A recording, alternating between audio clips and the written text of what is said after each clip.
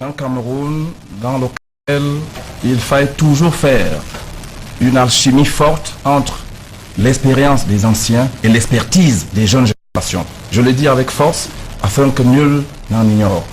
Dès que j'ai dit cela, je voudrais convoquer maintenant, si vous voulez, dans la cosmogonie traditionnelle de la forêt d'où je viens, une phrase forte pour répondre à un jeune que je trouve, il a l'énergie ardente.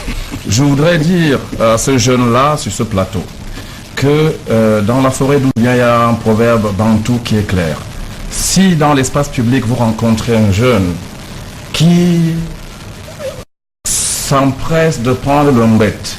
L'ongbette, c'est une espèce de bouillie traditionnelle réservée aux anciens, avec quelques connotations de gourmandise. Il ne fait pas du mal au ongbette, il fait du mal à sa bouche. Je n'en dirai pas plus. Comprennent qui c'est noté.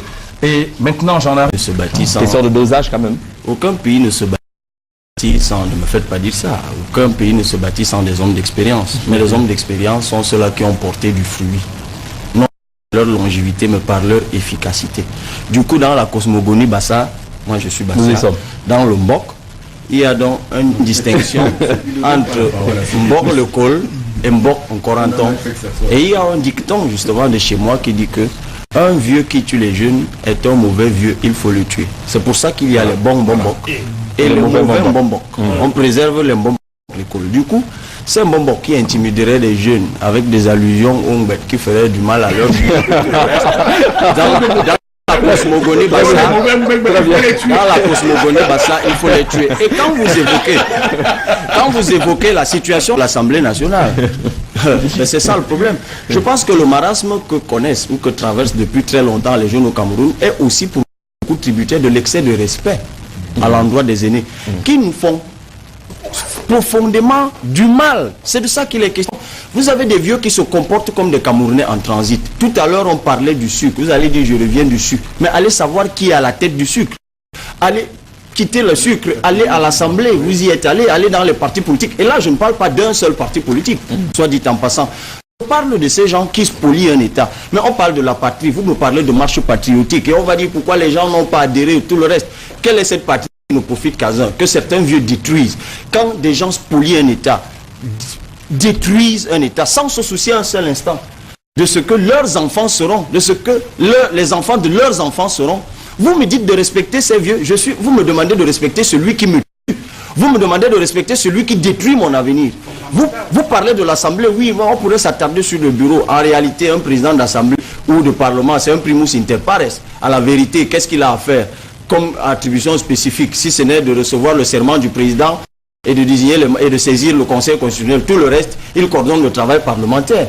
Mais effectivement, avec des gens qui sont là depuis 40 ans, de quelle impulsion voulez-vous rentrer dans les fonctions d'un Parlement, au-delà de la fonction de représentation, la fonction de contrôle? Elle n'existe pas. Parce que vous avez des gens qui eux-mêmes se sont empêtrés dans des histoires qu'ils ne veulent plus contrôler. Au-delà du contrôle, oui, on légifère, mais le contrôle, ça pose problème. Du coup, vous êtes dans une affaire de statu quo, on n'avance pas. Il y a des pans entiers de notre République dont les lois doivent être révisées. Personne ne les réviser parce que justement, en dessous de ces lois, on héberge les avantages des uns et des autres. Et vous me demandez, moi, de craindre de boire le wet. 11 millions d'inscrits sur la liste électorale. Et certains l'appellent même le Macron camerounais, allusion faite à sa jeunesse et aux ambitions qu'il affiche.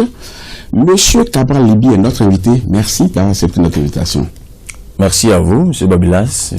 En quelques minutes d'émission, nous allons faire connaissance et survoler quand même les faits marquants de l'actualité, surtout au Cameroun, et de votre actualité plus particulièrement. Vous avez créé le mouvement dénommé 11 millions d'inscrits sur les listes électorales. Cette opération répond à quel besoin? Cette opération répondait aux besoins d'inscription sur les listes électorales.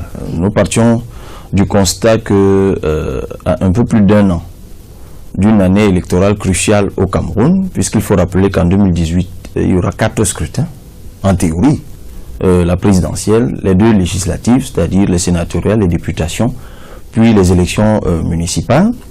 Nous partions donc, disons-nous, du constat que, à un peu plus d'un an, d'une année aussi importante, il y avait une relative morosité qui caractérisait, ponctuait l'espace politique, et morosité marquée tout naturellement par la timidité des inscriptions sur les listes électorales.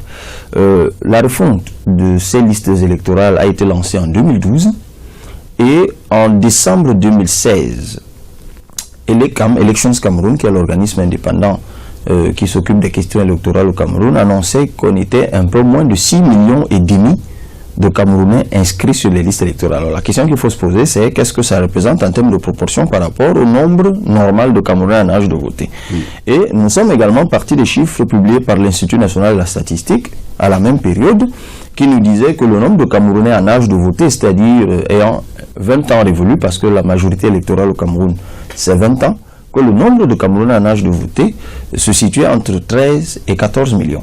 Ça veut dire qu'à un an de 4 scrutins, même pas la moitié des Camerounais en âge de voter n'étaient inscrits sur les listes électorales. Nous avons trouvé ça inacceptable et nous avons donc décidé de lancer cette opération qui elle-même a été lancée, il faut le rappeler, quand même à la faveur d'un buzz qui traversait le pays tout entier, qui est parti dans le contexte d'élection, le contexte de campagne électorale en France.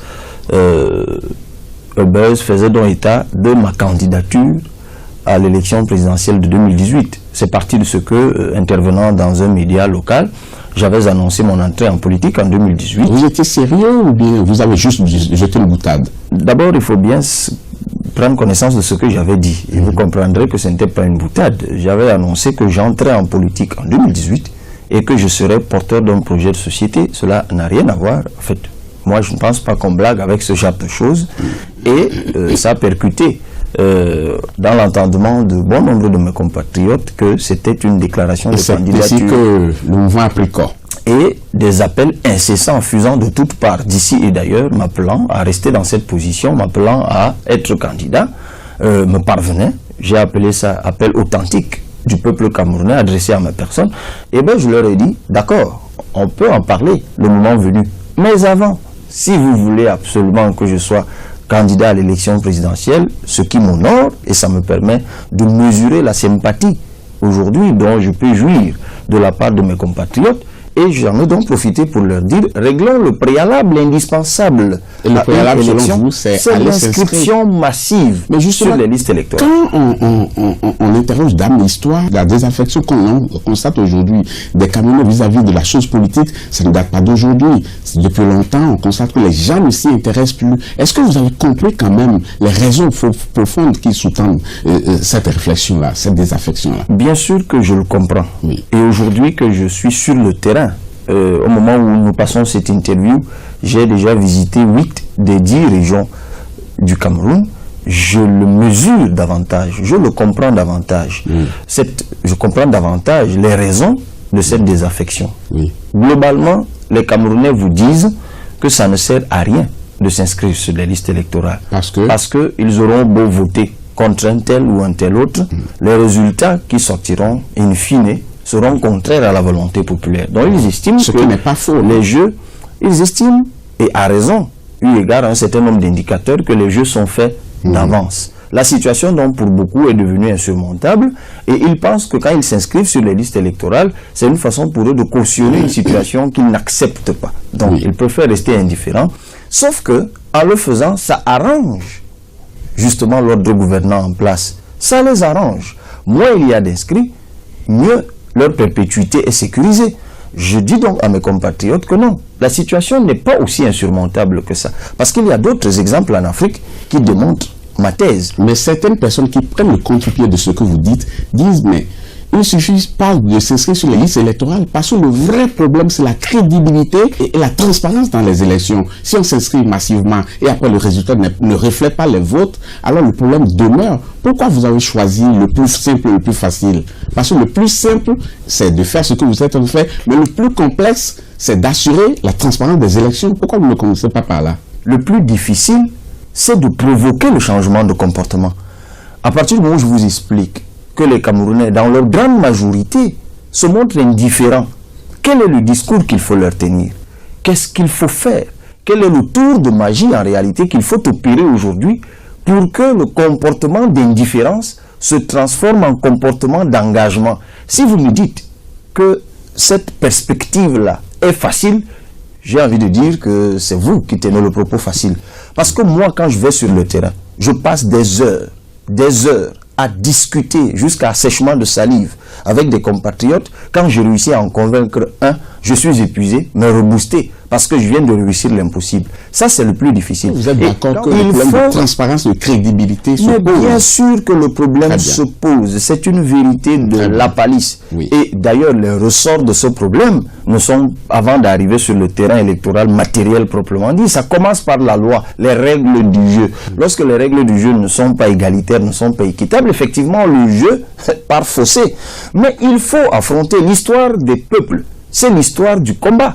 C'est l'histoire de la lutte. Même ces pays que nous admirons tous aujourd'hui, c'est des pays où les peuples ont combattu, ils ont lutté. Et pour le cas spécifique du Cameroun, mais je vous le dis, comme ça a d'ailleurs été le cas ailleurs, il me semble que lorsque Abdoulaye Wade accède au pouvoir au Sénégal, un pays aujourd'hui qui est vu comme un fleuron démocratique, c'est parce que, en fait, la situation n'était pas très différente de la situation du Cameroun. Il y avait un pouvoir vieux de plusieurs décennies. Donc, c'est la mobilisation qui a fait. Mais c'est ce que je vous dis. Oui. Et au Sénégal, en ce moment-là, il y a eu un soulèvement populaire. Il y a eu un organisme un peu comme Elecam, auquel on ne prêtait pas beaucoup de fiabilité, beaucoup de crédibilité. Mais c'est la mobilisation populaire qui a fini par mettre tout le monde d'accord. Oui. C'est pour ça que vous espérez la même chose au Cameroun. Mais oui, mobilisation citoyenne et démocratique. Il ne suffit justement pas de s'inscrire sur les listes électorales. Il faut voter massivement. Mais après, il faut surveiller le vote. Ne doit plus être président. Il faut qu'on soit clair. J'ai rien contre la personne. Mon problème à moi, c'est que le Cameroun, pour lequel il y en a qui ont donné leur vie, ce Cameroun que Dieu a gratifié, je parle de ceux qui croient en Dieu, de richesses, de toutes sortes, du sol, du sous-sol, ce pays qui a eu la grâce d'avoir des enfants talentueux, compétents, je l'ai dit en début d'entretien, qui font leurs preuves partout dans le monde, même là où vous ne soupçonnez pas. J'ai toujours pensé, depuis ma jeunesse, que ce pays ne méritait pas une telle gouvernance. Mais je continue à travailler d'année en année, d'élection en élection, aux côtés de ceux qui partagent le même objectif pour moi, celui de construction d'un Cameroun différent, meilleur, où tout le monde trouve sa place, où même tous les pays de la sous-région pourraient trouver leur place. Je suis prêt à travailler aux côtés des autres. Et sur la question, je vous vois venir, des élections. Le mouvement 11 millions de citoyens, je vous l'ai déjà dit, ira à toutes les élections, aux côtés de ceux qui accepteront que nous cheminions ensemble. Sera rendu public une plateforme que le mouvement 11 millions d'inscrits a nouée avec un parti politique avec lequel nous discutons. Cette plateforme restera ouverte à d'autres partis politiques, à d'autres organisations politiques ou de la société civile, pour qu'ensemble nous puissions discuter.